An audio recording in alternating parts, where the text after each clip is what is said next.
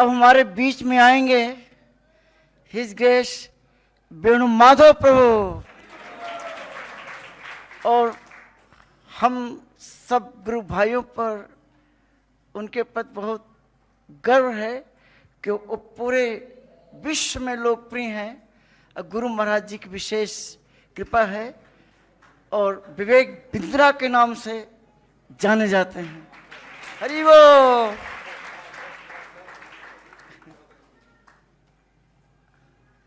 आए वेणु माधव प्रभु।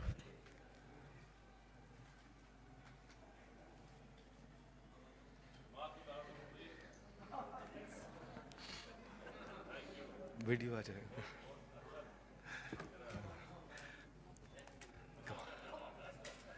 नमो विष्णुपदाय कृष्ण पृष्ठाय भूतले श्रीमते गोपाल कृष्ण गोस्वामिते नामने प्रभुपादस्य साहित्यम यह प्रकाशस्य वितीर्च चारम कृतवान् साधु भगवत्। हरे कृष्णा।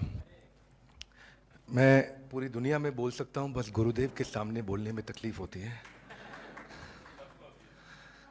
तो कुछ बातें जो मैंने पिछली दफ़ा भी शेयर करी थी वो इतना हृदय के करीब है, तो ब्रह्मचारी सब भक्त लोग उस समय सेवा में थे, आज नज़दीक बैठे, तो मैं शेयर करता हूँ। मैं ब्रह्मचारी आश्रम में रहता था सन 2005 से 2008।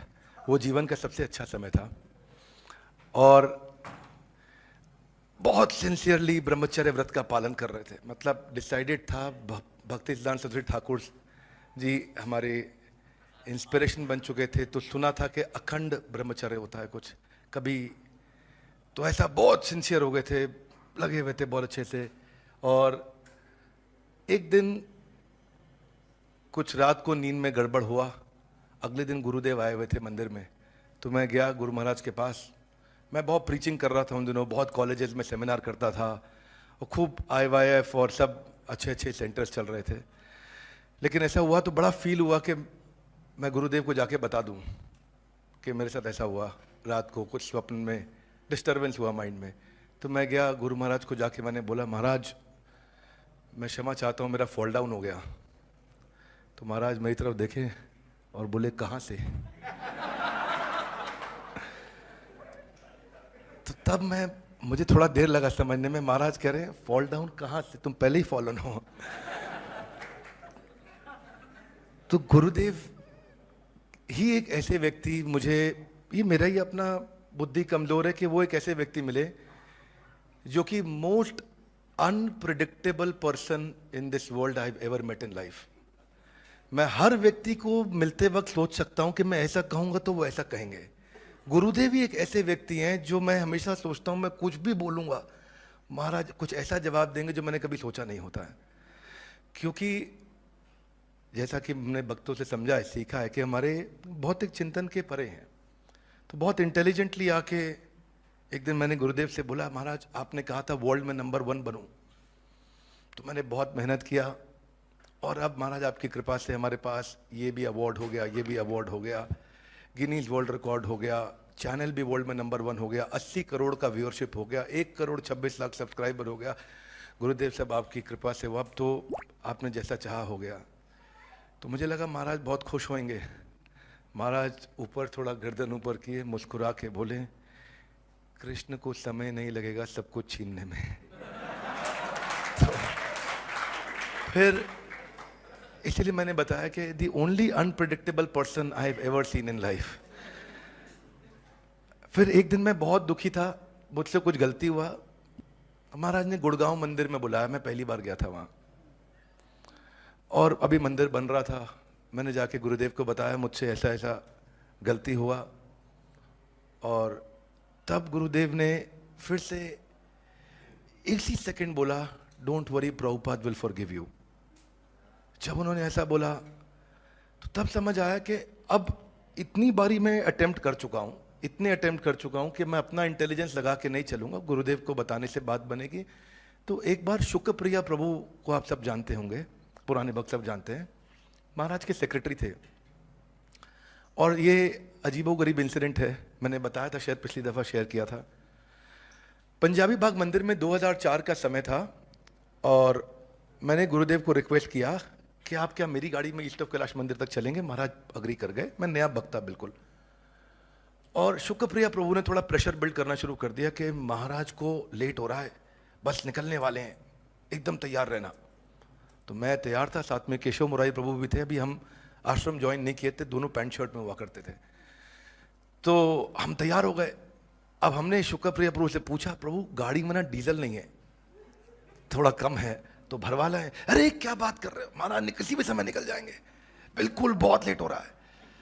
अब हम डीजल भरवाने जाएं कि नहीं जाएं, जाएं कि नहीं जाएं, और प्रेशर बिल्ड होता जा रहा है कि महाराज निकलने वाले। महाराज जी को निकलने में कुछ समय लग गया, पर रुकना ही था।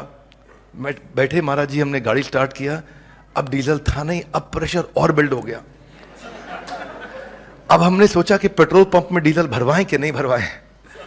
अगर भरवाया तो टाइम लग जाएगा, और नहीं भरवाया तो गाड़ी बंद हो जाएगा। और हम डिसाइड नहीं कर पा रहे थे, नया भक्त था मैं, बहुत बिल्कुल डिसाइड नहीं कर। तो मैं गाड़ी चलाते चलाते कभी डीजल बचाने के लिए एसी ऑन कर रहा था, कभी एसी ऑफ कर रहा था। मैं कहा मैं एसी ऑफ करूंगा थोड़ा डीजल कम लगेगा। तो मैंने ऐसे ही पूछा गुरुदेव से कि आपको एयर कंडीशन कैसे चलेगा? तो तभी गुरुदेव ने बोला, मुझे सर्दी गर्मी सुख दुख मान अपमान का कोई असर नहीं होता।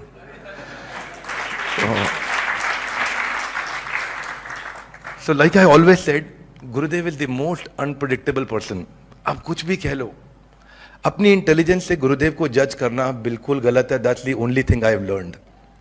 अपनी इंटेलिजेंस से गुरुदेव को जज करना इम्पॉसिबल है। That's my major learning। एक बात मैं शेयर करना चाहता हूँ और रियलाइजेशन है मेरी। कभी कभार अलग अलग मंदिर में हम जाते हैं, अलग अलग भक्तों से मिलते हैं, फिर कुछ भक्त बोलते हैं इतने बड़े बड़े मंदिर बनाने की क्या जरूरत है, क्यों आप इतने बड़े बड़े मंदिर बना रहे हैं? तो एक्चुअली जो हमारे गुरुदेव हैं वो असली ROI, रिटर्न ऑन इन्वेस्टमेंट बोलते हैं इसको बिजनेस में, वो समझते हैं।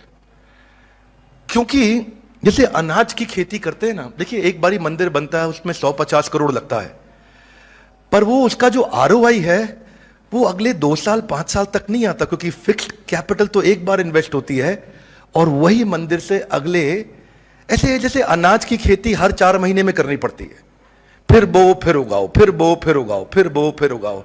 एक बार आम का पेड़ लगा दिया, 4-5 साल तपस्या जाएगी, कुरुक्षेत्र मंदिर बनाना, सब मंदिर बनाना, खूब तपस्या जाएगी।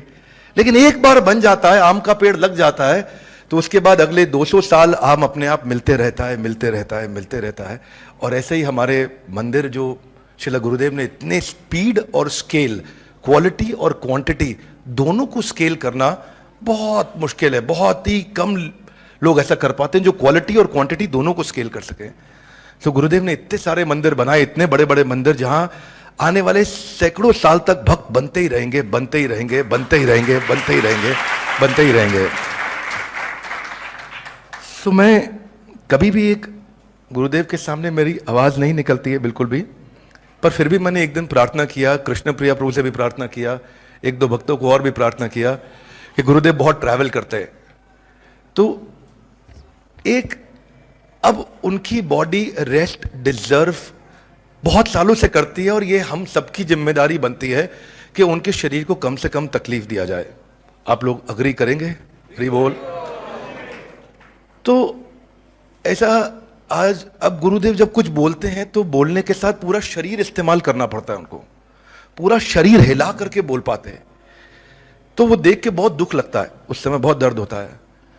तो मैं गुरुदेव को रिक्वेस्ट किया कि एक अच्छी सी गाड़ी होती है बड़ी, जो DC मॉडिफाइड हो जाएगी, लगभग 1 करोड़ रुपए की बन जाएगी गाड़ी, और उस गाड़ी में आप कुरुक्षेत्र, चंडीगढ़, आगरा, इधर जयपुर, कहीं 200, 300, 400, 500 किलोमीटर तक आप ट्रैवल सोते हुए कर सकते हैं, रेस्ट कर सकते हैं बीच में 2 घंटा 3 घंटा।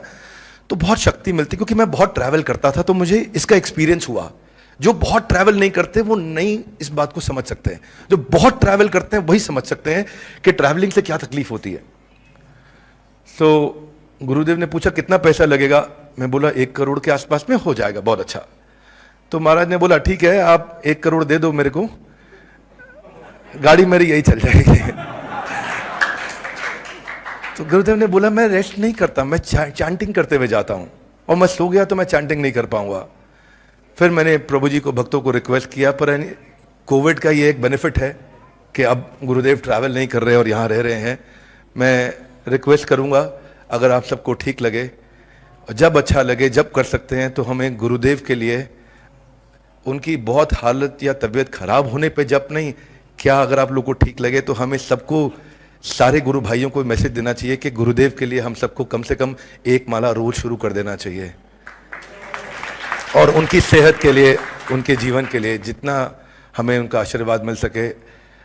There is a fear of missing him out, there is a fear of losing him which is daily cultivating. और क्योंकि आप नज़दीक रहते हैं तो शायद आप देख लेते हैं ज़्यादा, तो मैं अपना फीलिंग बताया। और मैं धन्यवाद करता हूँ ऐसे गुरुदेव को जिनको मैं बड़े कॉन्फिडेंस के साथ अपना जीवन समर्पित करता हूँ, जहाँ मैं अपनी इंटेलिजेंस का प्रयोग करना बंद कर देता हूँ। हिज होलीनेस श्रील गोपाल कृष्ण गोस्वामी भगवत पाद महाराज की जय।